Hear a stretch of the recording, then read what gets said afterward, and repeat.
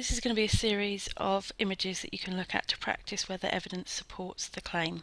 I suggest that after you've read it, you pause the clip, think about your answer, and then listen to the suggestions that I have. So this first one is about supermarkets. The claim is Asda is the cheapest British supermarket. Does the evidence presented support the claim? Pause and think about your answer. Okay, hopefully you've had time to look at the picture. Some comments that I would make about this. First of all, the picture only shows 4 supermarkets. There are others. They haven't included Morrison's, Lidl, Aldi, Waitrose, etc. So to be able to say as it is the cheapest British supermarket, the data is too selective to be able to generalise to say that. You might also have seen that the evidence was from February 2009.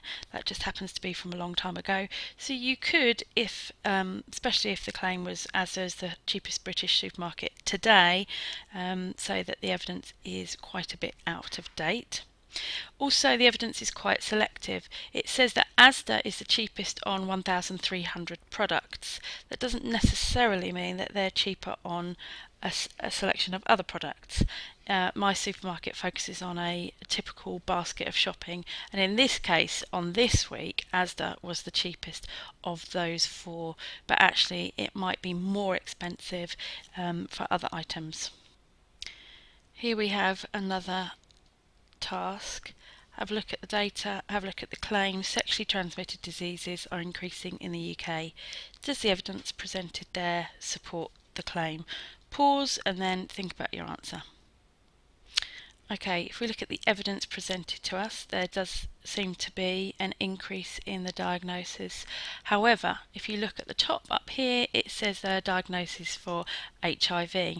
Now, whilst HIV can be a sexually transmitted disease, it's not the only sexually transmitted disease. So actually, this graph does not show the increase of sexually transmitted diseases. It's specific. So actually the data shown is too selective for the claim being made. We've got the source there, the Health Promotion Agency. We can assume that they are credible, so we don't need to worry about that. However, the final thing that you can look at is the sources come from Northern Ireland in 1996 to 2007. However, the claim talks about the UK.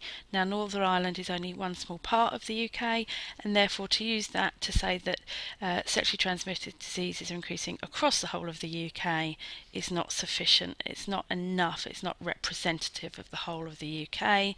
And again, as before, you could pick that the data that's there is out of date, although I would leave that to be the last point that you would make. Third example, yet again, look at the evidence presented, look at the claim. The introduction of TVs in Bhutan have caused a crime wave, and think about whether the evidence supports the claim. So, you may not have known this, but actually in 1999, before 1999, there were no TVs in Bhutan, and the government allowed them. So the claim is that this introduction of TVs in Bhutan have caused a crime wave. As you can see, there's a massive increase in recorded crimes in Bhutan, particularly in the year 2002. But is that enough to support that it come from the TVs?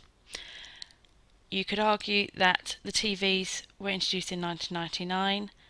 However, it took 3 years for people to start committing crimes.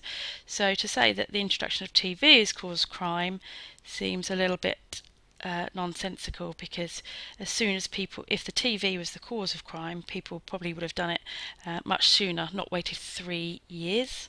There could be alternative explanations. For example, in the time between there being TVs between 1999 and 2002, Bhutan might have changed the way that they police. They might have changed some of their laws to what they include as crime, and there might have been other problems, other causes to the crime wave. It might not just have been the TV.